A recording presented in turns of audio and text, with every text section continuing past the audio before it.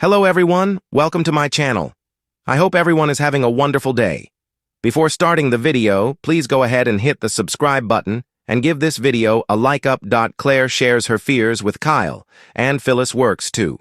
Get on Dumas's guest list Wednesday, June 4th, 2025. Today on The Young and the Restless, Nick tries to find out Phyllis's plan, Billy's change of heart upsets Sally, and Jack and Diane warn Kyle. At Society, Phyllis runs into Nick. They complain about Summer still being in Milan. She has to finalize the deals for the new hires.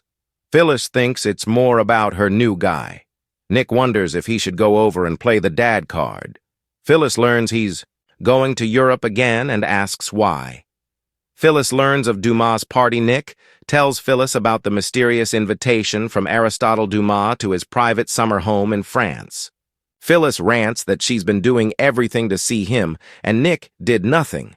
Nick tells her he's not the only one who got an invitation. Phyllis learns his parents and Michael got one too. Nick asks what happened in D.C. Phyllis says nothing. Duma wasn't there. He'd probably already gone to France. She should be on that guest list. Phyllis wonders why he's coming out of the shadows. Nick warns she doesn't have a shot at getting him to fund her company. Phyllis says she has a new plan of attack. Nick gets nervous when Phyllis uses the words plan and attack in the same situation. Phyllis reassures him. He and Amanda made her realize that he was unlikely to fund her company. That plan was too ambitious and too risky. She has a smaller plan where she sells him her expertise and business savvy. Nick chuckles. To do what? Exactly? Phyllis hopes he'll find a place for her in his organization. Nick asks what place she has in mind. Phyllis isn't ready to reveal the details yet. Nick reminds her he's her pal and sounding board. Phyllis doesn't want to jinx it. They banter, and Phyllis admits she has one of his companies in mind. He asks which one, but she won't say. Nick questions if it's a good idea to get into business with someone like Duma. Phyllis calls him a hypocrite. He's going to his party. Nick argues they're defending themselves against a potential attack. It's offensive defense, so they're prepared when he comes after Chancellor. Phyllis asks if he's making moves. Nick admits they're on guard. He shrugs that he may not even go. Phyllis says he'll have to go if his dad wants him there. Nick says she's probably right. Phyllis asks, what's the problem? Chancellor is privately owned. It's not like Dumas can take it away. Nick says that wouldn't happen. The fear is the damage he could cause trying. There's no way he's a Boy Scout. Phyllis shakes her head. Amanda wouldn't work for anyone shady. Nick tells Phyllis. He's looking out for her. She says it's nice to know he cares. Nick's glad she's in a better place and advises her to stay away from Dumas. Completely. Change of plans at the Abbott manse. Jack and Diane can't wait for their honeymoon. Jack is so ready he wants to leave right away. Diane would like nothing better. She can't wait to have him all to herself. The go over their itinerary, which will include Paris. Diane reminds him they can't leave just yet. Jack thinks they deserve a break after all they've been through. Jack asks for one little change to the itinerary. What if they ditch Greece and just focus on France? She realizes he wants to take Dumas up on his invitation. Jack thinks Diane is just as intrigued about Dumas as he is. They're all intrigued by the mystery. Diane shrugs. There's only one way to find out. They'll accept the invitation.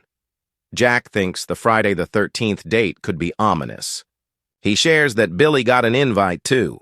Diane finds it all suspicious. She then tells Jack she already altered their itinerary. She knew once the invitation arrived, there would be no changing his mind. Jack kisses her and wants to take her upstairs.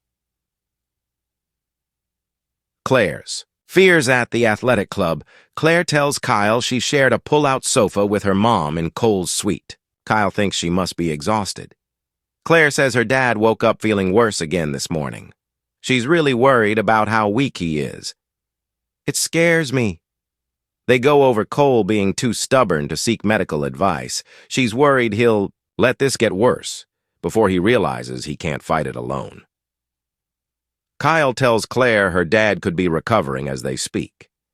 She needs to go home and rest so she doesn't get sick herself. Claire has to go into the office.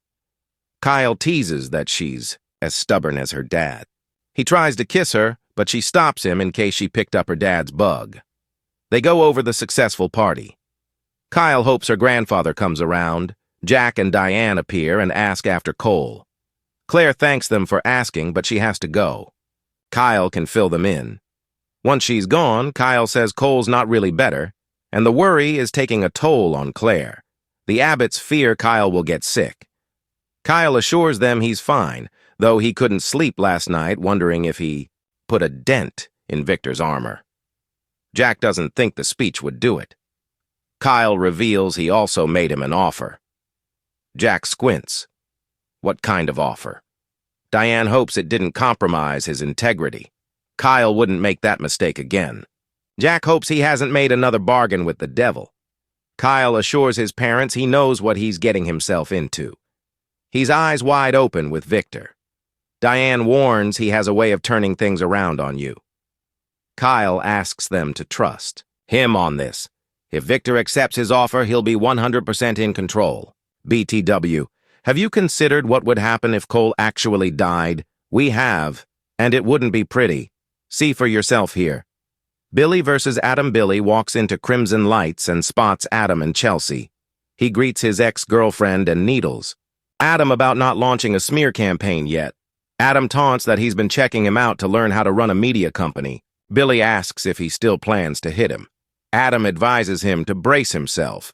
Timing is everything. When would be the right time to do the most damage? Billy's sure Adam has nothing, or he would have launched it by now. If he puts something out now, it will only make him look petty and vindictive. Billy warns he'll file a slander lawsuit this time. He understands Adam is in a tough spot having to please his daddy. Adam warns him not to get out over his skis. Billy would rather that than walk a day in his shoes. Sally appears and Billy takes her to the patio. Chelsea asks Adam to please tell her that he didn't mean what he said about waiting for the perfect time to go after Billy. On the patio, Billy doesn't want to talk about Adam. He wants to talk about France. He tells Sally Duma invited him to his summer home in France. He's invited the Winters, Newmans, and Abbotts as well. Intriguing group, isn't it? I wonder what his master plan is. Inside, Chelsea wants Adam to promise he'll keep his promise to not go after Billy. Adam points out he came for him. He won't let him spout off like that. Chelsea just wants him to keep his promise. Adam's still planning to start a scandal to distract his dad. Hatchet jobs on Billy will be the last thing on his mind. Chelsea hopes it works. Adam says it already is. The perfect distraction may have just fallen into their laps. Chelsea wants to know what it is. Adam says his family is anticipating an attack from Dumas, who just sent out invitations to his chateau in France. Chelsea asks, "What do I pack?" Adam explains that they didn't make the guest list. He feels it's a slap in the face. It was a snub. Chelsea thinks of it as a compliment. Dumas obviously sees him as a threat. Adam smiles at her support. He thinks she's right that they're better off on this side of the ocean. He has the feeling Dumas is setting a trap. Something doesn't feel right. Dumas is probably trying to trip up Victor, as if that's even possible. In the meantime, they can use this distraction. He'll find a way to fan the flames so that Billy and the Abbotts are an afterthought. On the patio, Sally thinks Dumas may just want to show off. Billy argues that's not his character. He's been invisible since he came on the scene. He wants to know who and what he's going after. Sally hopes he's not planning to attend the party to find out. Why do you still care so much? Billy wants to get Victor off his pedestal. Stunned, Sally reminds him they're days away from their launch. She needs him to focus on Abbott communications. Billy says he won't leave until after the launch. Sally's still concerned. The new company can't run itself. Billy says he'll be gone for a few days max. Sally reminds him she walked away from Marchetti because she believed in him. She refuses to let him get sidetracked by his obsessive desire to get back at Victor Newman. Billy has to find out what Dumas wants with his family. Sally argues that Jack and Diane can find out. Billy thinks they can do right by Abbott Communications and find out what Dumas is up to. He suggests they put off the launch of their company for a month. Sally thinks this is crazy. Billy thinks they need to understand the competition. Sally argues it makes them look weak and unprofessional. Billy declares that this is win-win for them. They need to know what he's up to. They need to know the players and potential enemies and allies. The bonus is that he gets to take her to France. They kiss. Phyllis hatches a plan at society. Phyllis suggests to Nick that she hitches a ride on the jet to Paris, and then they can hop over to Italy to visit Summer. They can check out their daughter's new man. She demonstrates her French, much to Nick's amusement. She laughs. "It will be fun. What do you say?" Nick gets a call and has to take it. Phyllis texts Amanda. "Just heard about the nice party. Get me on the guest list?"